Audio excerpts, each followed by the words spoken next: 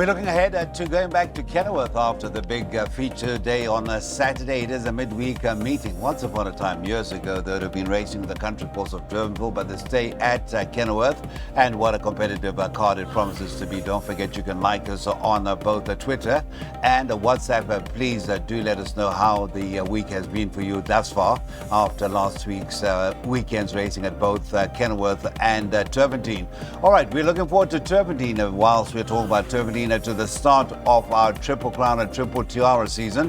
And of course, there's a competition starting. It is 100,000 Rand up for grabs. It is 4 legs. It is the Triple Crown, the Guineas, the Classic, the Derby Stroke Champions Day.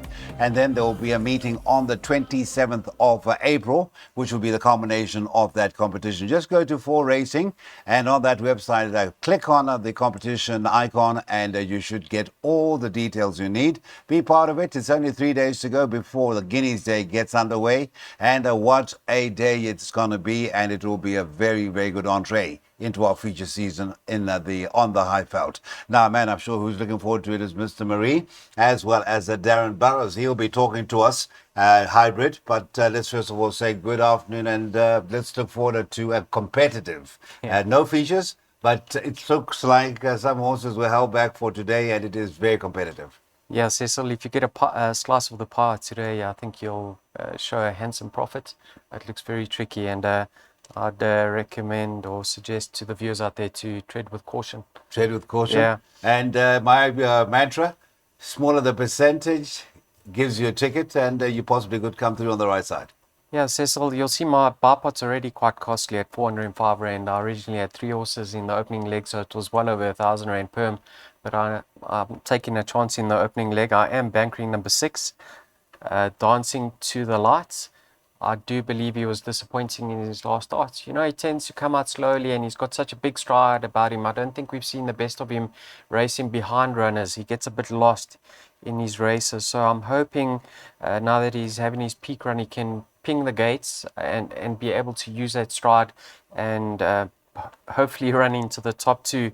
You can see Tambourine Man has been ultra consistent in these open maiden races, but he has gone up from a 50 to a 62, so it's a little bit trickier for him. He should be thereabouts.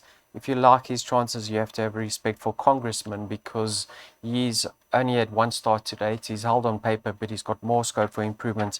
For me, like I said, if you want to go wider, 6, 7, and 16, but I've taken my chances with Grant van Eck. All right, now let's talk about the 16, because as well documented. It is Mr. Burrows' stable, the Adam Marcus stable, who had a very good run from Bereave.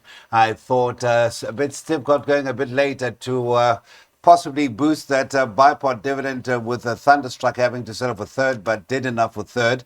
And tell us about this Tambourine Man, Mr. Burrows. A very good morning to you, by the way, sir. Good morning, Cecil. Tambourine Man, I was actually at the stables this morning to see my horse Culp Forest, who's looking an absolute picture at the moment. The stable is flying at the moment. Everything they run is running in the top 3 or top 4 positions. Great run by Bereave over a distance short of his best. Tambourine Man's consistent, and this could be his chance to break his maiden. He's still got a handy galloping weight. He does hold Congressman on that last run, but in saying that, Congressman was eye-catching at the finish in running 4th, and he's only had 1 start, so he could reverse the form, but very close together. And then Dancing to the Lights. Now, this is interesting. I was on course with the Connections last time out, and I said, can I banker Dancing to the Light? And they said, well, he shows nothing at home, and they were quite surprised to see him run that 3rd in his penultimate start, and he pretty much didn't show in his last start. So that was my concern. I would stick to those 3 runners in the first leg of the bipod. Thank you so much. Let's have a look at the detailed bipod selection from Mr. Marie. As he says, reluctantly he has gone with the 6, but just confirm to us as we confirm 405 Rand. If you had the budget, you say the 2 other horses you'd add were what? Initially your 2? 6, 7, and 16. 6, 7, and a 16. But with the current format on screen, 405 Rand. That is the buy pot. It gets underway with the first of 8 at 12.25. It is an open maiden, and that'll be over the 1200 meters. We're underway with Kenilworth, and that first exotic is up on screen. All right, so race number 2 will be the second of 8, which means we are getting into a PA. It is a Cape Racing Sales Class 4. Phineas and Mares face up over the 1600 meters. And just to talk about that competition once again, and we will talk about it ad nauseum because I do feel that it is to your benefication and it adds to the enjoyment of the Triple Crown and the Triple Tiara. First leg is the 3rd of Feb. That is the first leg of the Guineas and also the first chance to be involved in that competition. It opens on that date and runs up until the 27th of April. And I've just been looking at the website. The minimum turnover has to be 100 Rand on the day to be part of that competition. Again, just go on to the website for racing, click on the competition icon, and you're up and running. You'll get all the details you need. Now, Darren, we are going into race number 2. 28 to 10 is your favorite, and that's the 9 Rainbow Larakeet. Stable, surprisingly, not having any winners on the big day, just Saturday gone off Candice Bass-Robinson, but I'm sure she'll be looking to bounce back with a bang. Yes, definitely. She could be a massive runner here. I actually saw a post this morning, someone having a big double on Rainbow Larakeet into rule of thumb, which I was actually quite surprised because I thought it was a very open race, this. Enchanting Choice interests me a lot because I don't think she saw out the 1800 last time out because she moved up to them and stayed on one pace. And I think the drop-in trip for the Canamare runner definitely going to be in the shake-up. Senor Victoria, Princess Izzy, Call Me Getrix all have chances, but I think the two leaning lights, Enchanting Choice and Rainbow Larakeet. 8 and 9 are for Darren, Mr. Daryl Murray. What's your PA going to be? 8 and 9, I hope, will be part of the selections? They don't form part. One of them do. The 8. No, neither of them do. Wow. I got the 8 in the bar pot. You are looking at really cleaning up this afternoon. Cecil, I thought Princess Easy was unfortunate in her later start. She came out slow. She fluffed it. She was at the back of the field. She went to the inside, which I thought was the inferior going on the day. So I'm expecting her to reverse the form with those who finished ahead of her. Excuse me, Cecil. And then Senora Victoria, she's by Master Mafeta out of her Victory Moon mare. I think she's going to love the step up in trip now. I think this is what she's been looking for. And have a look at her 2 starts for a New Yard. She's finished right on top of them. She's off the same rating. And I actually think there's nobody riding better than Pierre Cornet off at the moment. I think he's one of the leading jockeys riding with a lot of confidence. So 4 and 5 for me. If you want to go wider, you can certainly add in the likes of 8, 9, and if you like them, the 11 has to go in too. But I'm expecting Princess Easy to finish right on top of them. Okay, so that could be a bit of value. Let's confirm that PA selection from Daryl. Please be reminded, it is off with race number 2 at 1 o'clock. That is the start of the PA on an 8-race program coming through from the Fair Escape. That is Kenilworth Racecourse, where we will be racing once again on the summer course. That is the selections. It is Banker in the penultimate leg, and that'll be race number 7, the 8. Okay, so that is the PA out of the way. Let's get into race number 3. Whilst we haven't got a pick 6 suggestion from our tipsters, we do have a pick 3 that will be forthcoming from Daryl Marie, which is a good cue to turn to Mr. Burrows once again. Now, those colours we saw to great effect with the jockey, who will be in the saddle once again, doing very, very well, not only for the Canamare and Canamare stable, Brett Crawford also training for Lady Laidlaw, and then, of course, putting off that big great one with Dice. Just before we get to the thoughts of Mr. Burrows, a reminder once again, it is the 3rd of Feb. That is your last chance. That is the deadline to be part of that competition, and that is starting. I think we've got 9 hours, just under 10 hours till the closing of that competition entries. So do not be left out and do not miss out. Now, Mr. Burrows, we've kept you waiting. The 5, Join the Dots. I'm actually fascinated by this anti-post support that's come in for the Brett Crawford runner. Is it the pedigree that catches the eye? It is, of course, out of that mare on her toes, trained by the Aussies who ran that cracker with the GPS. I remember I was on to GPS. I actually thought GPS had won that juvenile race at Scottsville, but not to be. Nonetheless, that's in the past. Liam Kotwa gets the ride. Brett Crawford, saddening. Can you tell us a bit more about this particular charge, the 5? Cecil, there was actually talk for him on debut that he's a lovely horse, but maybe in need of the run. And he was quite far back, but he was making progress, staying on one pace. I thought that was a decent enough effort on debut, beaten 5 lengths around the bend for the first time. So a very inexperienced horse. I think he's going to come on lengths from that run. And I'm not too surprised that there has been market support in a big way for him. I wouldn't exclude him in any bets. Now, when you look at other horses, now Food Ray, he was gelded. He was expected to win last time out. He was very far back. He stayed on one pace. He never quickened up like I thought he would. The track was running very fast that day, and the leaders just got away, and he just never closed the gap on them. So he's becoming a horse you can't trust because he's been beaten at 3 to 10, 18 to 10, 14 to 10. And now you're getting a better price on him. He'll probably arrive. But Join the Dots and Food Ray have to go in. Greenland is consistent. He'll be on top of them. And Press On Regardless isn't out of it. Press On Regardless, that is Brett Crawford. So he could have a strong hand. Ray Danielson off a big winner for the Cotson Stable on Saturday. Now, Mr. Marie, we've got the pick 6 starting in race number 3. I've already pointed out that we are not going the pick 6 route. We are taking the pick 3 route. Your favorite bet, as we've now come to establish. The numbers for that first leg of the pick 3. 2, 6, 7, 8, and 9. If you want to add in the 5, you may do that, Cecil, but I thought maybe he just needs one more. Food Ray, I thought perhaps he needs a set of blinkers. He seems a bit one-paced, disappointed last time out, but he's got the form to win. If you take a line through Prince of Tibet, number 3, number 9 holds.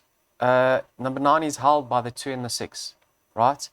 But then Richard Free has opted to ride the 9 over the 6, so that brings the 9 into the equation over here, Mr. Belvedere. If you have a look at 8, Song to the Moon, he's actually related to Light of the Moon, who was trained by Baron Boetis. She was a mile and a half. That was in the Dragonstein colours. Yes, she ran second in the Wool Abington. That's right. He's by Water Winter, but if he sees out the mile, he could certainly improve. I thought this was a very difficult race. I went several over here. Okay, so just to confirm, the 2, that is, of course, a sibling to a certain Awam and Rainbow Bridge. Rainbow Bridge. 2 of them who did well, but there was another one that Golden really did. Ducat. Yeah, Golden Ducat was good, but recently there's been one that's come out the and filly. not really sort of set the world alight yet. She ended up in PE. All right. Anyway, let's have a look at the selection for that pick 3 from Mr. Marie. We're off with race number 3 at 13:35. It is the Turf Club Syndicate's maiden plate, and that's over the 1600 meters. It is a cost of 45 rand. That is the total outlay. It is a few horses, as he says, 2, 6, 7, 8, and 9, and then 3 horses, but 3 horses in races 4 and 5. That's your pick 6 and your pick 3, starting the latest one at 13:35. Okay, on the subject of our competition, starting on a Saturday with that prize at the end of it all, the 27th of April is 100,000 Rand. You have an option to take all bets that are normally available on the tote, and I'm talking just off the top of my head. Win, place, exacta, doubles, trifectas, quartets, and of course, let's not forget our exotics, the doubles, the pick 3s, the PAs, pick 6s, jackpots, the whole lot is all part of that competition. But minimum turnover must be 100 Rand, and whatever your outlay is must not exceed what you have in your balance. Right, let's get to race number 4. This is the start of the first jackpot. That is race 4. and that off time will be 2:15. We start off with you, Daryl. The country championship class 4 is over the 1400 meters, and a horse that has certainly captured my imagination. Of course, we heard about Kelp Forest. We'll hear more detail, but the horse is looking a picture, as Mr. Burrows pointed out. But the 4, Unicorn Alert, again, hit the bar a couple of times, did Mr. Greg Bortz as an owner. But hopefully he'll get his just rewards on Wednesday. Yes, Cecil. You know, in that same race last time out was Infrared. Now he came out to run a very creditable race in the Big race, the Great Rush. The Gold Rush. Yeah. The Gold Rush. I think he finished 5th over the weekend. So I respect him. He was staying on in his latest race. So I wouldn't be surprised to see him ridden a little bit handier to the pace from a good draw. So he's gone into my perms. Fibonacci obviously finished ahead of him in his later start. Now he's turned the corner since being ridden with patience. He needs to settle behind runners, and he does have that burst. So I've included him. I found a little bit of value over here in number 1, Down by the River. Now, obviously, Peter Muscat didn't have the greatest of weekends. But if you have a look at this horse's form, his first run in the province, the winner on that occasion was slung in. So it wasn't a bad effort whatsoever. Then in his second run, he was drawn worst of all.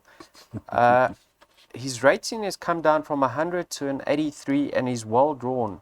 I'm saying expect major improvement from the 1, Down by the River. Yeah, I was actually looking at the progression of the form, and then it is a quarter of a length to Green with Envy, whom we saw to good effect the other day, and trouncing off a certain Rapidash. Yeah. So that form line certainly does speak of volumes. But let's get to Mr. Burrows. Now, you did tell us, sir, that your horse is looking a picture due to run in race number 4. This is a class 4 over the 1400 meters, decent draw of 7. Gareth Wright has ridden the last twice for a good record of a win and a second. What are we expecting on Wednesday? Or this afternoon, I should say.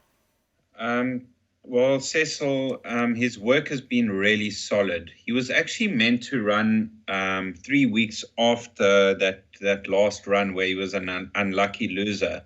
And class 5, they set the benchmark 3 points lower, which means he would have come into the race with, I think, 62.5 instead of 60 or something to that extent. So Adam rather opted to go the class 4 route with 56 kilos and just test him against this type of company because he has improved at home.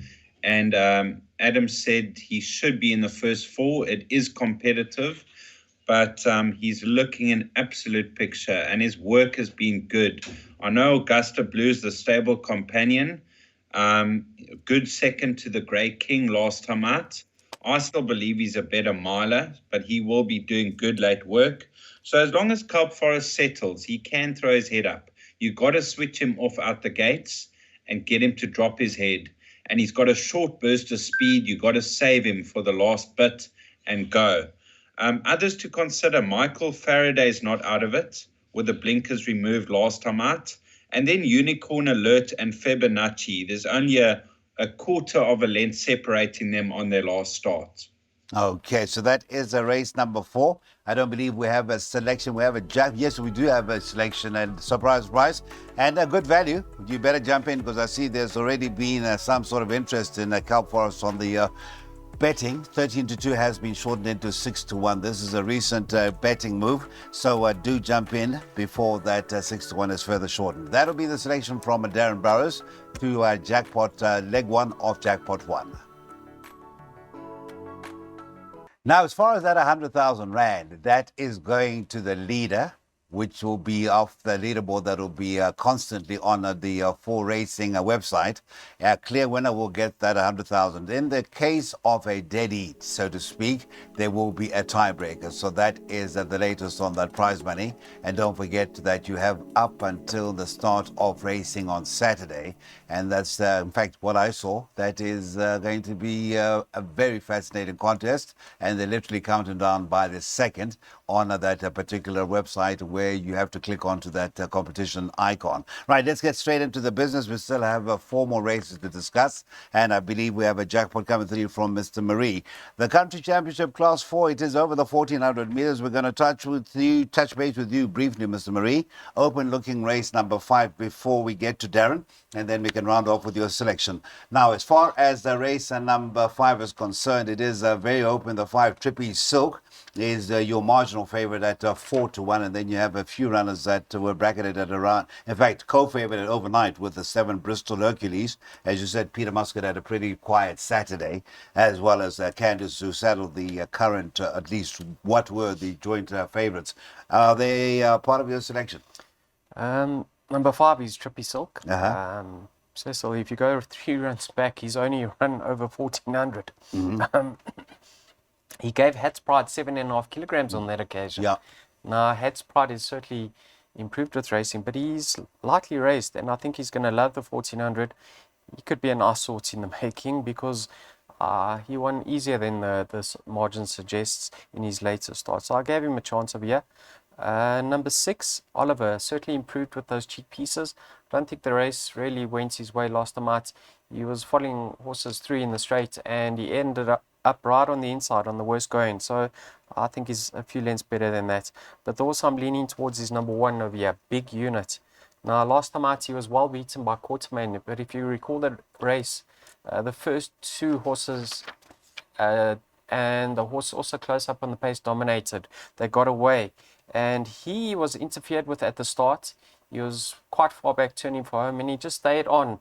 From a 1 draw, I'm hoping he breaks well and he's closer to the pace, and I'm going to be leaning towards number 1, Big Unit over here. 2 horses that captured the imagination, Mr. Burrows, for me, are the 6 Oliver. I've got a few mates who studied the card overnight who are in the corner of Oliver. Obviously, you've got more info for us. And in the 9 Gravity, well, that form was quite well franked in the last of the afternoon at Hollywood Bets Kenilworth, with that Van Sale horse coming through to win Riverstone. That was old Gareth Van Sale and Atandu Mgudla teaming up in the colours of Mr. Gary Player. The 6, first of all. Tell us more about 6 and how the work has been. Work's been solid. I have to say, his last start was an indifferent run. And I spoke to Adam this morning and he said, he just couldn't understand the run. Things didn't go his way throughout. He made his run down the inside of the track and they were all winning down the stand side rail. And he just stayed on one pace. I think we're going to see a completely different run now from Oliver. And he is consistent if you ignore that last start. The stable is very well, so he's bound to run a big race. Now, Bristol Hercules ran on his tail behind Inamorare, and I think he'll be competitive once again. And then Trippy, Silk, Gravity, and Incredible have outside chances to get in. So I'm going Oliver each way, I think. Oliver each way for Mr. Burrows, race number 5. And then let's confirm that jackpot for Darren. 5, 6, 7, 9, and 11 are the numbers we have from Darren for races 5 to 8. That is, of course, the final jackpot of the afternoon. Right, that is race number 5. Let's move on to a last chance to get involved in a pick 3. Race number 6, and that should be off at 3:25.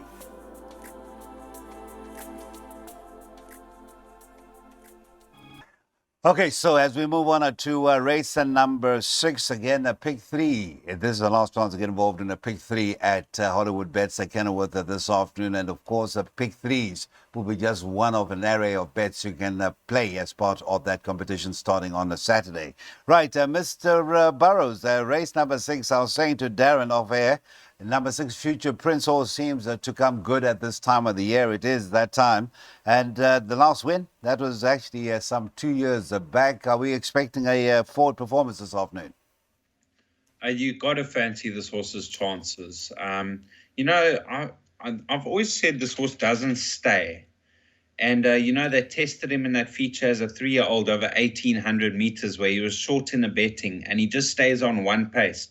And last time out, I thought the drop in class he's gonna bounce back to best. In saying that, he had every chance and he stayed on for second all the way to the line. But there was a handful of horses right on top of him for second place. But I think the 1400 meters is the answer. I've seen this horse run fresh over 1200 meters and absolutely slaughter the opposition. So 12-14 could be his game. And with that rating drop, a good enough draw, stable well, I'm just expecting him to finally put it together. Rule of thumb's an interesting horse. Okay, he has rested and he's back over 1400 meters, but he's got a long story about him, this horse, that he was never going to see a race course again. And they brought him back slowly. And it was great to see him win last time out again at Durbanville. But I think he's best over a mile, but he'll be doing good late work.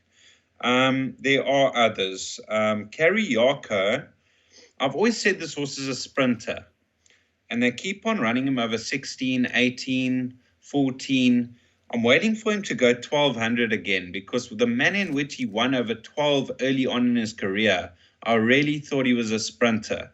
But anyway, he's got to go in and Rosh Kadesh and beyond the boundary. So if it was to be a pick three ventured, it would be quite an expensive pick three because it is an open-looking contest. Daryl, Rosh Kadesh, just as we round off, came with a bit of a reputation, a lot of buzz usually around Canamere first-timers, and this one was one of those reversing Getricks. Has there really not really run anything that you could call a bad race, but those winners haven't been as many as we thought? Yeah, I don't think he's lived up to expectations, but there is an equipment change. He gets tried with the blinkers this time around. Last time out, he was never in contention, stayed on. Maybe the blinkers sharpen him up. Certainly wouldn't be surprised to see him feature. Darren touched on Carriaco and Future Prince. There's very little separating the two of them. Carriaco, number 4, Cecil, he's got a tendency to over-race, and I think coming back to the 1400 could really be in his favour, but he still needs to settle. And if that's the case, I can see him fighting at the finish. And then number 3, Wiccan Warrior. You know, Garrett's Yard in the Western Cape went through a quiet spell. They had a winner at the Met weekend, WSB Met, with the last race, Riverstone. But have a look at this horse. You know, his ratings come down from a 98 to a 92. Last time out, he gave Pomodora's Jet 5.5 kilograms. He was right up there and just came up for air late. He's won both his races over 1400. I think he's the value in the race. Number 3, Wiccan Warrior. Wiccan Warrior, yes, indeed, at 10-1. That is still the price on the books about number 3, Wiccan Warrior, would be bidding for that 4th win from 12 outings. We'll confirm that selection from Mr. Darren Burrows for race number 6. And just to say Wiccan Warrior, well, Wiccan Warrior either wins or runs unplaced. It's been 11 runs for 3 wins and no other stake checks. But Future Prince is where we started, and that's where we round off our chat for race number 6. It is an each-way selection, and 4-1, I'm sure, will still be available by the time you decided to go the way of our tipsters on a way to win, proudly brought to you by Betway.